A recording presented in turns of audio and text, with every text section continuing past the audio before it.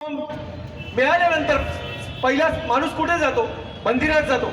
सुरुवातीला कुठे जातो? श्रद्धास्थान असतो, गुरूंजवळ जातो. दुसऱ्या ठिकाणी आई बाबाच्या जवळ जातो.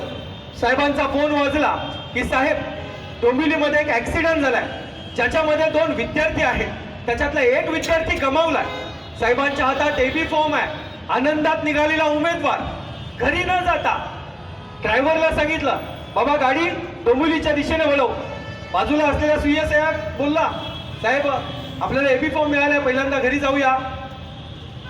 साहेबांनी सांगितलं, अरे घरीच जायचं असतं ना, तर 5 वर्ष मी फक्त घरात बसून लोकांशी संपर्क साधला असता, पण 5 वर्ष मी प्रत्येक माणसाच्या घरापर्यंत पोहोचलोय. ते यासाठीच त्या आई वडिलांना, त्यांची लेकरं गेली असतील ना, त्यांना मायेचा हात द्यायला चाललोय.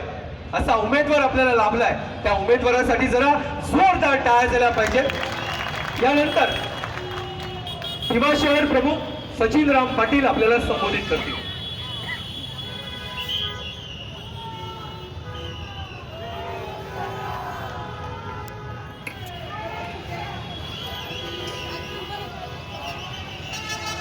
महाराष्ट्राचे आराध्य दैवत राजा शिवछत्रपती हिंदू हृदय सम्राट सरसेनापती श्रीमान बाळासाहेब ठाकरे,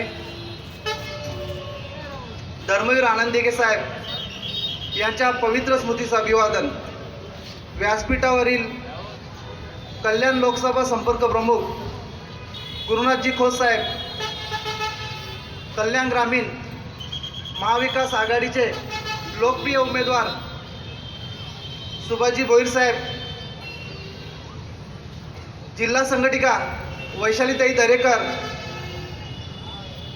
अरविंदजी बिरमोले साहेब, सुमिता मोहितेताई, प्रतीकजी पाटील आणि सन्माननीय व्यासपीठ.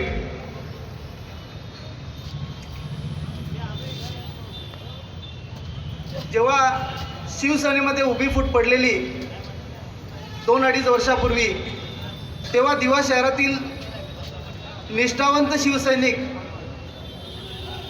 संभ्रमात होता की आता आपण कोणाच्या नेतृत्वात काम करायचं.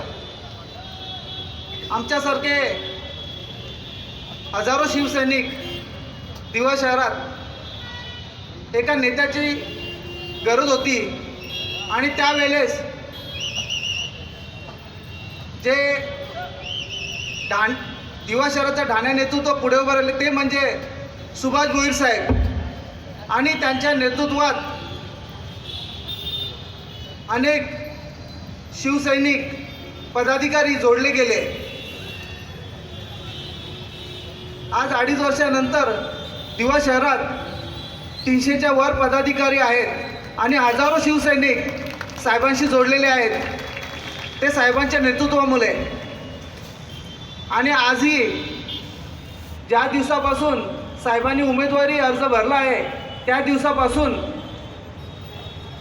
शिवसैनिक जीवाचे रान करत आहेत, 12-12 घंटे काम करत आहेत आणि साहेबांना आमदार म्हणून विधानसभेत पाठवायच्यासाठी रक्ताचं पाणी करत आहेत.